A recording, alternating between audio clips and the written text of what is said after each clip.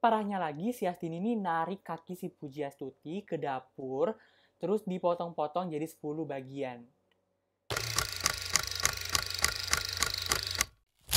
Hai guys, welcome to my channel. Kenalin nama gue Kiki dan kalian nontonin Kitalk. Nah, di video kali ini kita bakal bahas pembunuh wanita paling kejam di Indonesia. Tak lain dan tak bukan, Nyonya Astini. Gue yakin banget banyak di antara kalian yang belum tahu Astini itu siapa, dia ngapain sampai bisa disebut wanita pembunuh terkejam di Indonesia. Karena kasusnya emang udah lama banget, kayak tahun 96, which is kayak 24 tahun yang lalu dari sekarang. Jadi banyak di antara kita yang belum lahir, termasuk aku juga belum lahir. Jadi kita balik dulu ke tahun 90-an. Dalam kurun waktu 5 tahun, yakni dari tahun 92 sampai 96, di Kampung Malang terdapat 3 orang yang hilang. Pertama yaitu bernama Rahayu yang hilang pada tahun 92, yang kedua Sri Astuti yang hilang pada tahun 93, dan yang ketiga adalah Pujiastuti yang hilang pada tahun 96.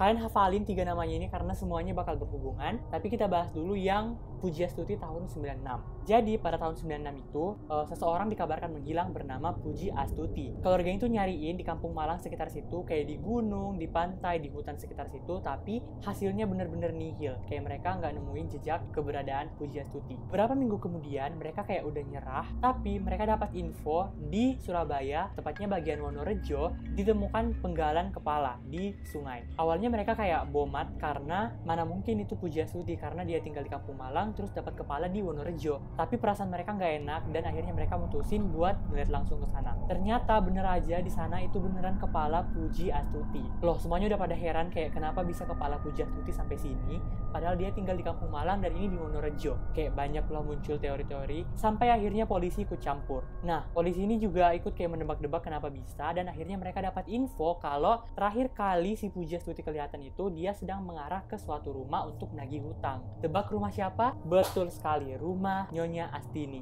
Nah, polisi itu langsung kayak, wah, apa nih? Wah. Akhirnya langsung datang ke rumah Nyonya Astini. Nah, tanpa basa-basi, Nyonya Astini langsung, iya, gue yang bunuh.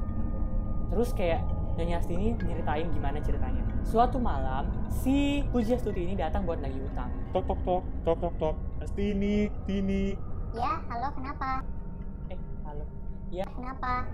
Bayar hutang dong, 90.000. Aduh, maaf banget, aku lagi nggak ada duit. Ayolah gitu aja, kere lu. Kalau nggak bisa bayar hutang, nggak usah hutang. setelah mendengar itu, akhirnya Astini tiba-tiba kayak emosi dan ngambil besi terus mukul kepalanya si Pujiastuti sampai dia mati. Parahnya lagi, si Astini ini narik kaki si Pujiastuti ke dapur terus dipotong-potong jadi 10 bagian.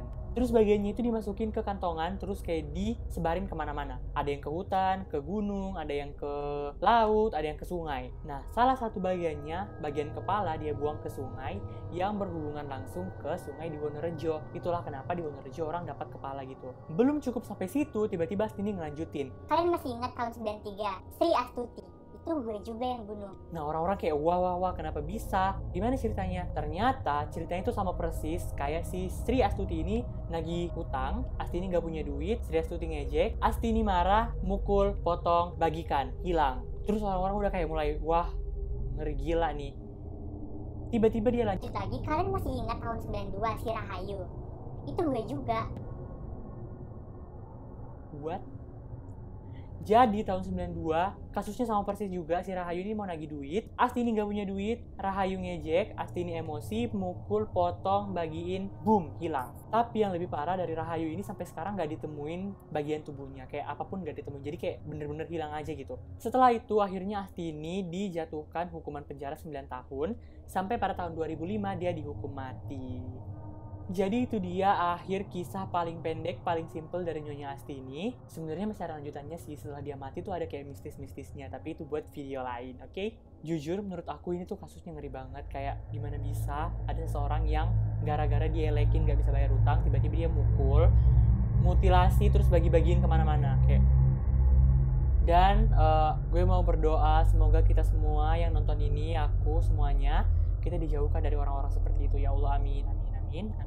Udah segitu aja videonya. Kalau menurut kalian video ini bermanfaat, kalian share ke teman-teman kalian. Kalau kalian punya saran, tulis di komen bawah. Kalau kalian suka, jangan lupa like dan subscribe.